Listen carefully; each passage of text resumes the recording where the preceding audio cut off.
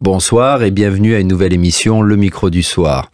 Aujourd'hui, j'ai le plaisir d'accueillir Daniela Mbolwan, jeune centrafricaine, étudiante en master à la faculté de journalisme de Bucarest, plus précisément le master Média Développement Société. Avant cela, Daniela a obtenu une licence en gestion d'entreprise à Rabat, au Maroc, où elle a démarré sa carrière professionnelle en tant que conseillère commerciale pour un call center et conseillère en assurance. Daniela Mbolwan, bonsoir. Bonsoir. Je suis ravi de vous accueillir au micro du Micro du Soir. Vous venez de me dire que, juste avant de commencer cet entretien, que ce n'était pas votre premier entretien radio, le deuxième. Alors, déjà, une première question. Comment avez-vous eu connaissance de ce master à la faculté de journalisme de Bucarest? Pourquoi la Roumanie? Merci. Alors déjà, j'étais dans la recherche d'opportunités. Et la Roumanie ayant une meilleure relation diplomatique maintenant avec la Centrafrique, donc sur la page des médias, je pouvais voir des bourses disponibles pour la Roumanie, pour des étudiants centrafricains qui souhaitent venir en Roumanie. Plus que pour d'autres pays d'Europe centrale ou de l'Est. Il y avait véritablement un focus Roumanie. Focus Roumanie. Important. Voilà, Roumanie. Du coup, ça m'a tiqué. Je n'ai pas eu l'opportunité d'avoir la bourse, mais ça m'a permis quand même de voir qu'est-ce que proposent les universités en Roumanie. Et là, je trouve un master francophone. J'étais déjà bluffée. Je me dis, mais Roumanie, pour moi, c'est le roumain ou c'est l'anglais. Ah, mais vous ne saviez pas que le pays était pas du assez tout, francophone. Non, pas du tout. Moi, je ne le savais pas avant. Et donc, du coup, j'ai vu plein d'opportunités pour les francophones. Je me dis, tiens, le master en question, comme vous avez pu le voir, c'est médias, société et développement. Donc, c'est pas trop focus sur le journalisme, mais plutôt les aspects développement durable, la société, l'humanité, en fait, l'intérêt commun de l'humanité. Donc, à ce moment-là, je me dis, tiens, je vais saisir cette opportunité pour aller à Bucarest et puis explorer un autre domaine. Très bien. Et vous m'avez dit en préparant cet entretien que vous venez également de commencer un stage à Radio Romania International, à la section française. Oui. Alors, êtes-vous quelque part en train de prendre goût au journalisme ou vous cherchez encore votre voie? Et mais je dirais très très surprise déjà que j'aime. En fait, je suis appréciée plus que moi-même, en fait. Donc, les gens croient plus en moi que moi, je ne crois en moi. Ouais. Donc, déjà... Ici, à Bucarest? Oui, ici, à Bucarest. Et à Radio Roumanie International, j'étais toujours surprise de savoir qu'il y a un département francophone. Et là, la tonalité, la voix, comment est-ce que je me donne? Mais franchement, je suis encouragée. Et je crois que j'irai encore plus loin. Et en tout cas, j'aime ce que je fais à Radio Roumanie International. Donc, j'aime, mais je crois peut-être que j'ai trouvé ma voie. Ah, d'accord. Et tout se passe bien à Bucarest? Vous aimez la ville? Ça fait combien de temps que vous êtes là? Depuis fin décembre, parce que j'étais en retard, question préparation, visa et tout. Et donc, on va dire, ça fait quasiment 4 mois que je suis là. 4 mois que je suis là et ça se passe très bien à Bucarest, une communauté francophone, tant du côté religieux. Avant que j'étais arrivée, le froid n'était pas ça, mais bon, ça m'a appris quand même qu'il y a des temps difficiles, mais le printemps me rappelle que le printemps à Bucarest me rappelle que il n'y a pas que les moments forts dans la vie, il y a des moments aussi très doux. Donc, le climat, l'ambiance... Et vous disiez la religion, vous faisiez référence à quoi? Déjà, il y a des communautés qui... Par exemple, la cathédrale, il y a des messes qui se font en français. En fait, pour moi, je ne m'attendais pas à tout ça. Donc, en français, une communauté francophone. Et aussi à la faculté, voilà, des professeurs qui enseignent en français, des Français qui sont franco-roumains. Voilà, une très très belle surprise pour moi. Donc du coup, je ne suis pas dépaysée. D'accord. Quel regard portent les Roumains et les Roumaines sur vous? Quel sentiment vous avez par rapport à ce regard? J'ai personnellement 2 amis qui viennent d'Afrique et ce qu'ils me disent, c'est la chose suivante, alors je ne sais pas si vous serez d'accord, c'est qu'ils trouvent un regard, que leur regard est un regard curieux, pas du tout agressif, parfois curieux mais aussi indifférent, et ce regard laisse la liberté de se balader un petit peu comme on veut. Enfin, c'est leur sentiment. Le vôtre, quel est-il? Effectivement, je dirais quasiment la même chose, parce que je trouve les Roumains assez calmes, donc ils sont pas trop bavards. T'as l'impression d'être dans un royaume qu'une république. Et là, la seule chose, en fait, c'est juste le regard. Voilà, c'est juste un regard d'inquiétude ou c'est quoi, qu'est-ce que c'est. Il te fixe du regard, mais à part ça, bah, je trouve un peu très très calme et qui essaie de te faire passer un message, même si tu comprends pas le roumain, ils essaient quand même de te faire passer un message, et de surcroît, ils parlent aussi anglais, donc si tu te débrouilles un tout petit peu en anglais, ça se passe. Donc pour moi, les Roumains, ils sont juste, c'est un peu calme. Voilà. Et vous, voilà. Et vous vous sentez... Voilà, je me sens très à l'aise pour l'instant, voilà, pas du tout confrontée à quoi que ce soit, donc c'est très bien. Voilà. Alors, vous venez de la Centrafrique, pays qui est en plein cœur de l'Afrique, comme son nom l'indique, et il est entouré, et vous m'arrêtez si je me trompe, par le Tchad et le Soudan au nord, le Soudan du Sud à l'est, la République démocratique du Congo et le Congo au sud, et le Cameroun à l'ouest. Sa capitale est Bangui, et il est indépendant depuis 1960. Alors, comment va votre pays aujourd'hui? En préparant cette émission, vous me disiez que la situation était plutôt calme après, je crois, presque 2 décennies de conflits militaires, politiques. Aujourd'hui, la situation, même si il y a, je crois, dans certaines zones éloignées de la capitale, des problèmes avec des groupes djihadistes. Bon, ça peut, c'est stable dans la capitale, mais dans le pays, c'est pas complètement stable, c'est ça? Oui, ben là vous avez tout dit.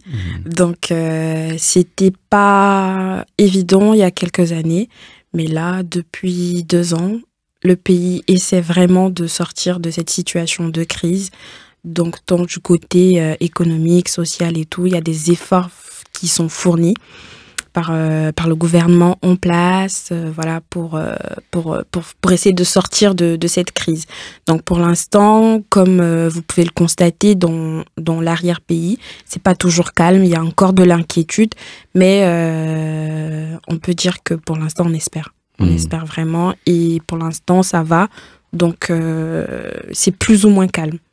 Et l'influence, elle est plutôt occidentale, ou comme on l'entend souvent, enfin, comme on l'entend plus que ça, comme on le voit et comme on l'observe, parfois russe et économiquement en tout cas chinoise? Chinoise, je dirais non pour l'instant.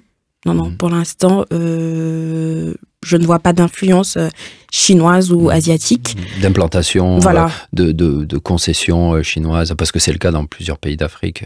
Ils sont très présents. La Chine, non. Je dirais non. L'Asie, non. Pour l'instant, je n'en vois pas. Par contre, de l'influence est toujours occidentale.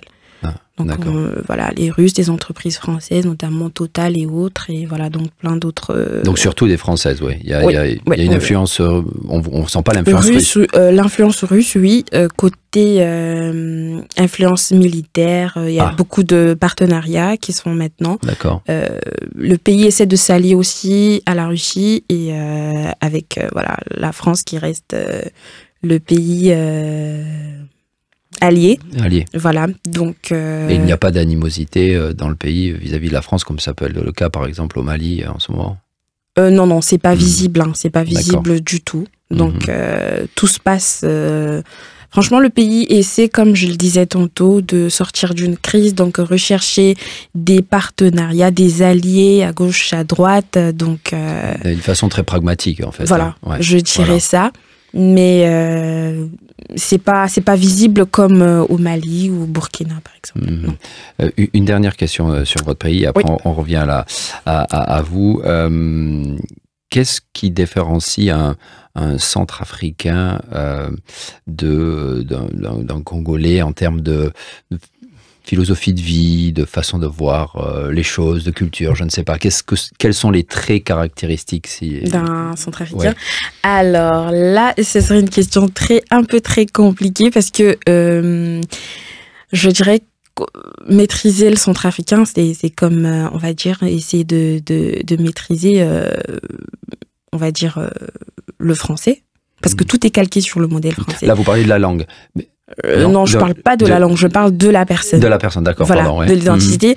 Donc, parce qu'il y a plusieurs identités suivant les régions, je suppose aussi. Oui, parce qu'on a plusieurs ethnies et voilà, ce qui est bien, c'est qu'on a la langue Sango qui est parlée sur tout le territoire, mais nous, on essaie, donc c'est un peuple, on va dire un pays laïque. Déjà, donc il y a plusieurs religions, il y a les musulmans, il y a les athées, il y a les chrétiens, il y a les catholiques, les protestants. Donc en fait, c'est un pays plus ou moins qui est axé sur la liberté. Donc du coup, faire ressortir les caractéristiques ou les traits d'un Centrafricain, c'est très difficile. Voilà, c'est très difficile. Je dirais peut-être que voilà, le Congolais, on va le reconnaître par la sape ou voilà. Mais le Centrafricain, par la façon dont il s'habille. Voilà, par la façon de s'habiller, qu'ils appellent communément la sape. Mais le Centrafricain, il est plus ou moins libre. Et si on peut essayer de faire ressortir les traits, on va parler peut-être de la langue, qui est le Sango, et les plats. Et le Sango est parlé qu'en Centrafrique? Oui, qu'en Centrafrique et aussi au Congo. Ah, d'accord. Une partie de la République démocratique du Congo parle le Sango. Il y a une langue qui est similaire aussi au Sango et on se comprend parfaitement bien. Et donc comme je disais, pour ressortir les traits d'un Centrafricain, vraiment c'est très difficile parce qu'on est un peu placé, un peu trop libre, hein, on va le dire comme ça. Et donc, mais il y a la langue aussi, il y a la langue qui caractérise le Centrafricain, la langue et la nourriture, les plats. Et c'est un peuple aussi qui se fait pas trop remarquer. Déjà, bon, sauf avec la crise, hein, mais à part ça, donc du coup, c'est très difficile de faire ressortir les traits d'un Centrafricain que par la langue, on va le dire comme ça, par la langue. Vous êtes originaire de Bangui? Oui. Ouais. Je suis née à Bangui, grandi à Bangui, mais mes grands-parents, ils sont originaires de Bozoum. Qui est où par rapport à Bangui? Au nord. Au nord. Au nord. Au nord de la Centrafrique. Ouais. Et elle est comment cette capitale Bangui? Vous la décririez comment par rapport à Bucarest? Non, c'est une boutade. Il y a beaucoup de différences évidemment. Mais, très ambiante. C'est-à-dire très ambiante. Il y a beaucoup de très vivante. Très vivante, voilà. Et beaucoup de marchés. Beaucoup de marchés très vivantes et... Sûr. Bah oui. Ah, oui, il n'y a pas de souci. Il y a combien d'habitants à Bangui à peu près? Actuellement, environ 6 millions. Ah, d'accord. À Bangui précisément, c'est 1 million, mais en Centrafrique, je parlais... oui, là, le pays, oui, c'est 6 millions. Oui, c'est 6 millions d'habitants. Et la capitale, environ 1 million d'habitants. Elle est assez verte, il y a des parcs, des lacs. Très verte, parce qu'il y a la verdure déjà. Et... Oui, parce que vous êtes en centre. Alors, oui, c'est aussi une question. Une forêt très dense. Oui, voilà, parce que vous êtes en plein centre de l'Afrique. Donc, il n'y a pas de problème de désertification en Centrafrique? Non. Non, hein, c'est très vert. Peut-être au nord, puisqu'on est frontalier avec le Tchad et qu'on partage le Sahara. Voilà. Et bah oui, mais qu'au nord, hein, mais après ça, parce qu'on est aussi un pays enclavé, donc on n'a pas d'ouverture sur la mer, voilà. Mais ça reste quand même un pays avec une forêt très dense, donc il y a la verdure et quoi d'autre, le fleuve. Donc, qui traverse la ville de Bangui? Oui, justement, qui traverse, qui quitte depuis le Congo et qui traverse la capitale. La météo, c'est tropical? Tropical, hein, c'est-à-dire souvent il y a des pluies en fin de journée. Il y a des pluies, oui, en fin de journée avec une température. Il y a la saison de pluie et la saison sèche avec une température variante, toujours les 28, les 30 degrés, même s'il pleut. Comme à Bucarest aujourd'hui. Voilà. Par exemple. Bon, j'arrête de vous embêter sur votre pays. En tout cas, merci de ce que vous en dites. C'est très intéressant. Pour revenir à vous, quels sont vos projets? En préparant cet entretien, vous me disiez, vous aviez une idée très, très intéressante, très journalistiquement, je trouve, c'était de vous intéresser à ces gens du quotidien en République centrafricaine qu'on n'entend pas, qui, notamment ces femmes des marchés ou ces artisanes qui travaillent au quotidien et avec leurs mains. Et c'est ces gens-là que vous aviez envie d'interviewer. On parle souvent de l'Afrique seulement dans les grandes lignes géopolitiques ou autres, mais pas véritablement du quotidien. C'est ça qui vous intéresse? Oui. Alors donc, comme vous pouvez le voir, comme je vous l'ai dit, c'est plus faire ressortir en fait le caractère en fait quelque chose de pas connu, pas habituel. Donc c'est-à-dire j'ai un projet, on va dire à court terme, c'est de pouvoir prendre de l'expérience, parce qu'il y a un adage qui dit que lorsqu'une personne d'expérience rencontre une personne d'argent, mais la personne d'expérience se fait de l'argent, tandis que la personne d'argent se fait de l'expérience. Donc, moi, c'est un proverbe centrafricain ou non, il est valable. Il est valable pour tout le monde ailleurs, voilà. Ouais. Et donc, du coup, pour moi, je me dis, il faut prendre de l'expérience. Donc, à court terme, j'ai un projet de prendre de l'expérience, pourquoi pas, auprès de ceux qui ont connu les médias bien avant, donc en Europe et en Europe de l'Est, déjà que je découvre. Donc, prendre de l'expérience et ensuite repartir en Afrique ou précisément en Centrafrique et faire ressortir le côté méconnu, voilà, de la ville, les activités qui sont plus ou moins non médiatisées, banalisées, par exemple. Donc, j'ai une vision, on va dire, plus ou moins claire qui s'établit petit à petit. Donc, donner un sens, voilà. Parce que vous me disiez que les médias ne parlaient pas suffisamment de ces gens-là chez vous. Non. Pratiquement pas. Donc, il y a une... Voilà. Les médias, ils se projettent plus sur ce qui est visible, sur voilà, la politique, par exemple. C'est le quotidien, voilà, la politique et voilà, ce qui est... on va dire visible de tous, mais la partie méconnue, la vie quotidienne du centrafricain, par exemple. Voilà, donc essayer de mettre la lumière sur ces petites activités qui font vivre en fait le pays. Mais est-ce que vous réfléchissez déjà, avec votre expérience radio maintenant, à aller interviewer dans les marchés, faire des podcasts son avec ces dames? C'est ce qui me traverse quotidiennement la tête. Voilà, c'est ce qui me traverse quotidiennement la tête, mais bon, je pense pouvoir y arriver. Avec quels moyens, quelle stratégie, ça, il me faut de l'expérience pour pouvoir réussir en fait. Et vous voulez rentrer en Centrafrique? Vous avez envie de retourner vivre là-bas? Ah oui. Oui. C'est une évidence. Hein? Oui, on se sent toujours mieux chez soi. Mais bien avant ça, j'aimerais avoir vraiment l'expérience qu'il faut. Ouais, pour vous, voilà. C'est être en Europe, c'est l'expérience. Et puis oui, c'est l'expérience. C'est pas à la va-vite non plus pour rentrer bancal. Non, mais quelque chose de solide en fait. Qu'est-ce qui vous manque de Bangui aujourd'hui? Qu'est-ce qui me manque de Bangui? On va dire, premièrement, la gastronomie centrafricaine. Alors, c'est quoi la gastronomie centrafricaine?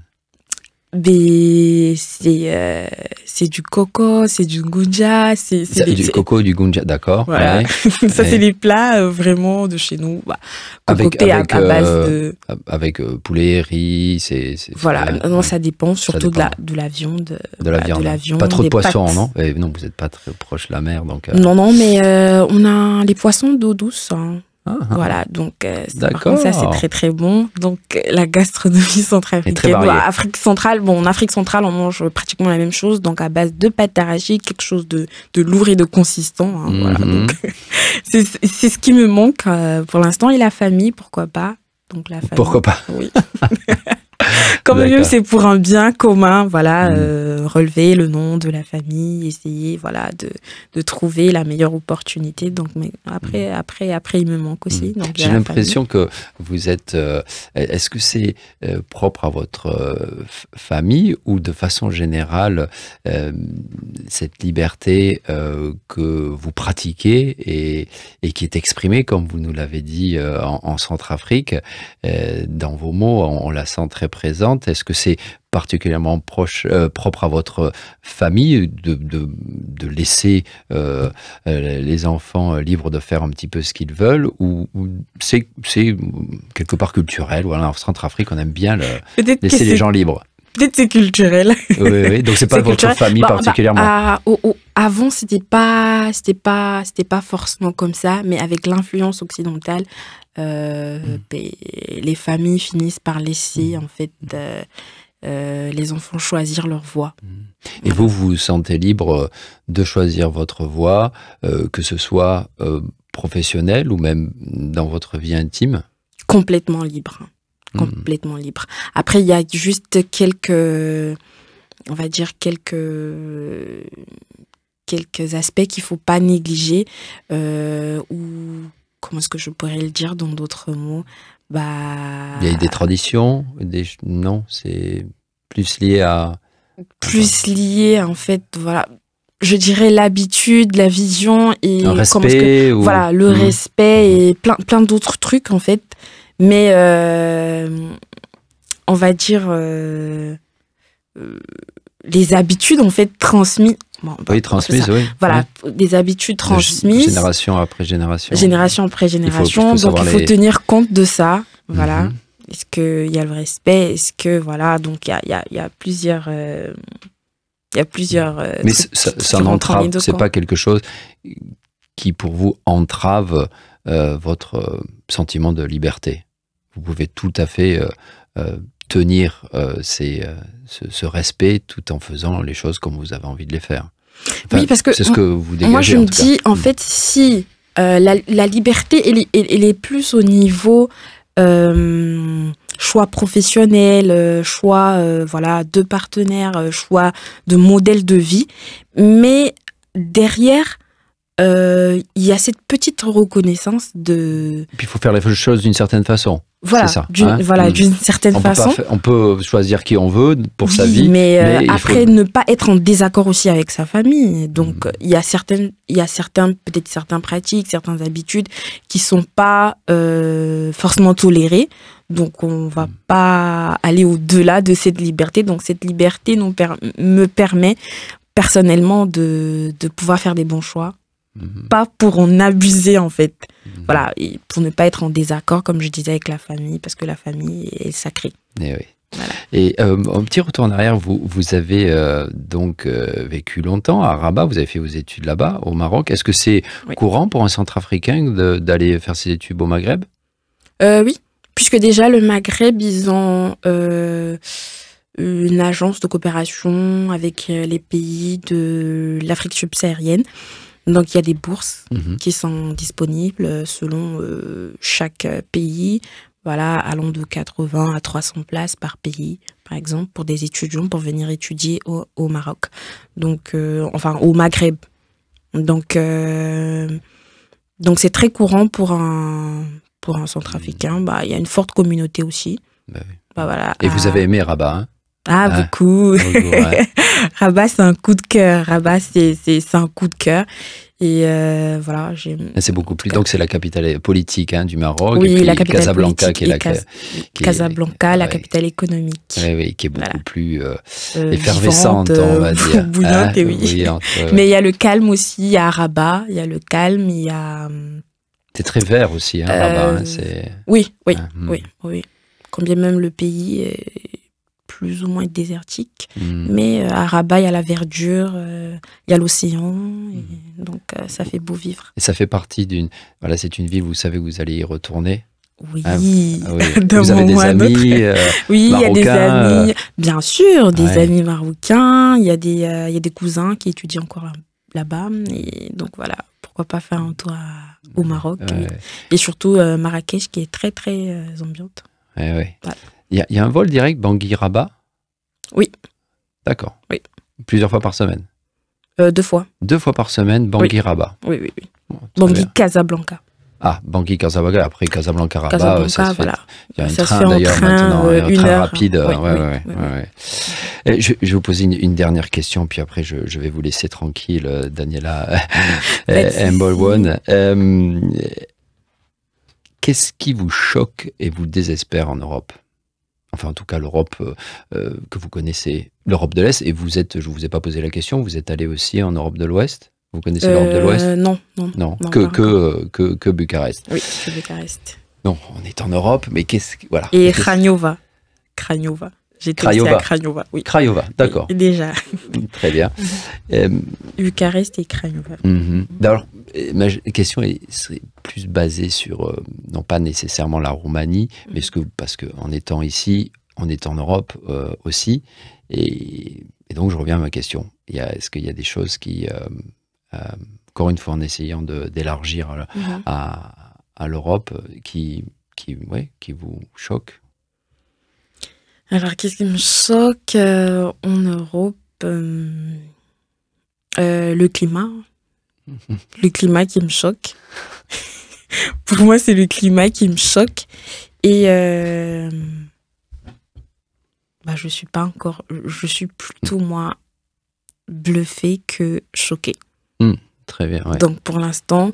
Agréablement surprise. Ouais. Voilà, je suis agréablement surprise. Donc, du coup, côté... qu'est-ce qui me choque? Je ne dirais pas encore. Pour l'instant, non. Et de notre côté, qu'est-ce que, selon vous, l'Afrique pourrait, en termes de philosophie de vie, on va dire ça comme ça, pourrait apporter à l'Europe? Qu'est-ce que l'Afrique pourrait lui enseigner? Pas simplement à l'Europe, au monde occidental de façon générale, au monde dit bien développé. Alors, pour répondre votre à cette question, sentiment personnel. Mes sentiments personnels concernant qu'est-ce que l'Afrique pourrait enseigner, ou apporter. Je vais vous donner je vais vous aider un petit peu. Je me rappelle en préparant cet entretien que vous me disiez que vous aimiez prendre les choses d'une façon plutôt relaxée, et quand il y avait des problèmes, savoir être un peu distante et prendre du recul, relativiser. Est-ce que ça, c'est éventuellement quelque chose que les Centrafricains pourraient apporter, ou l'Afrique de façon générale? Je ne sais pas. J'essaie de vous mettre sur une voie, mais ne la prenez pas nécessairement. Oui, j'essaie. Vous voyez ce que je veux dire? Ah oui, si, je comprends.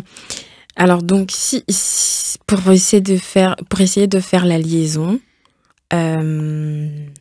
moi je dirais que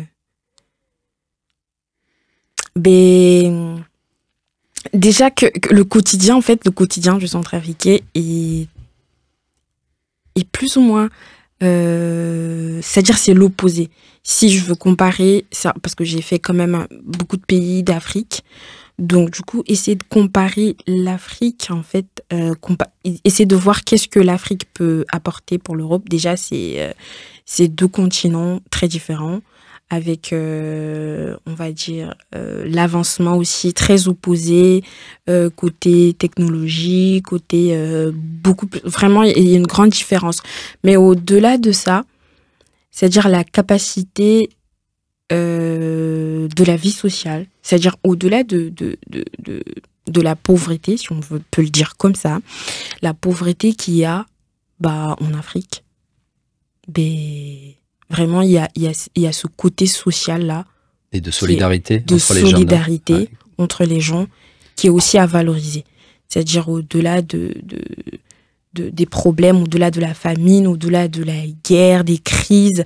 Mais les gens, ils arrivent en fait à s'en sortir. Donc... Beaucoup d'entraide. Beaucoup d'entraide, beaucoup de... Franchement, la mentalité est... on se sent pas seul. On se sent pas stressé forcément. Parce qu'on sait que de toute façon, il y aura un soutien. C'est ça, hein? Oui, on va le dire comme ça, parce que pendant la crise,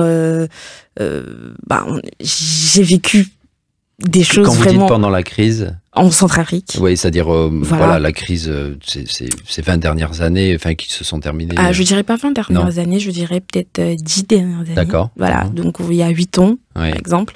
J'ai vécu des situations très difficiles, toute la famille, parce que un de ces 4 matins, il y a les armes, il y a des détournements d'armes, et tu sais pas par où commencer, quoi dire, mais rien. Et au final, tu arrives à t'en sortir. Donc, au-delà de la pauvreté, de la crise, de beaucoup de choses qu'il y a en Afrique, de très difficiles à supporter pour un Européen, mais il y a le mental. Je dis le mental de l'Africain, pour moi, mais franchement, chapeau, quoi. C'est-à-dire, ce mental, comment le définir? Comment le définir? Il est assez fort, assez passion. Il se dit que oui, en espérant toujours que ça va aller mieux.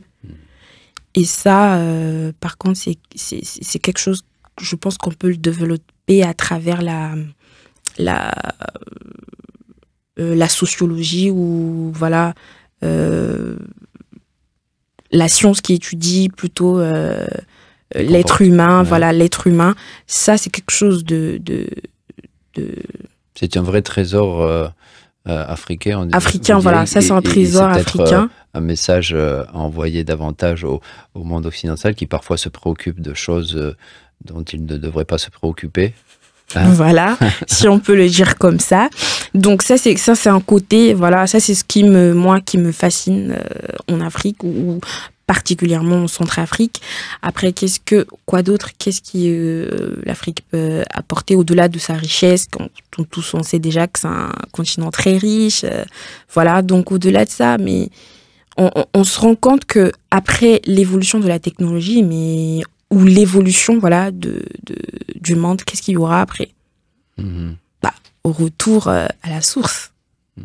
Donc on sait que c'est rien n'est encore fait là-bas, rien n'est encore bâti en Afrique, ou en Centrafrique plus précisément, mais c'est l'espoir en fait de la génération future.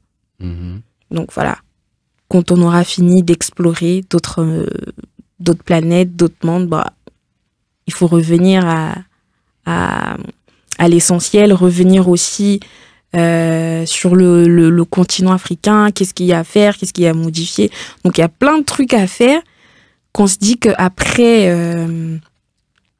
après l'évolution, ou on va dire je crois comprendre ce que vous dites, c'est-à-dire que non, mais vous le dites très bien, hein, c'est-à-dire que vous voyez un monde qui se développe très rapidement, le monde occidental, le monde et de notre côté, votre message subliminal, vous me direz si je me trompe, c'est de dire arrêtez-vous un instant. Regardez ce beau continent qui est l'Afrique. Essayons de construire ensemble, qu'il y ait davantage de liens. C'est un peu ça ce que vous avez envie de dire? Voilà, un tout petit peu. Voilà, c'est quasiment ça. C'est-à-dire au-delà de construire un monde meilleur, un monde qui va vite. Avec l'humain d'abord. Voilà, il faut tenir compte de l'humain et ses caractéristiques, quoi. Daniela Mbolwon, merci beaucoup pour votre témoignage. C'était très intéressant et différent pour nous. Vous êtes la première, non, peut-être pas la première. Oui, la première africaine que nous recevons ici. La semaine dernière, nous avions un Roumano-Libanais et je suis ravi que vous ayez accepté cette invitation. Merci. Merci Daniela. Merci. Chères auditrices, chers auditeurs, c'est tout pour ce soir. Cet entretien, vous pouvez le retrouver sur la page Facebook de RFI et également sur rfi.ro. Merci à vous, Weekend Placoute. Au revoir.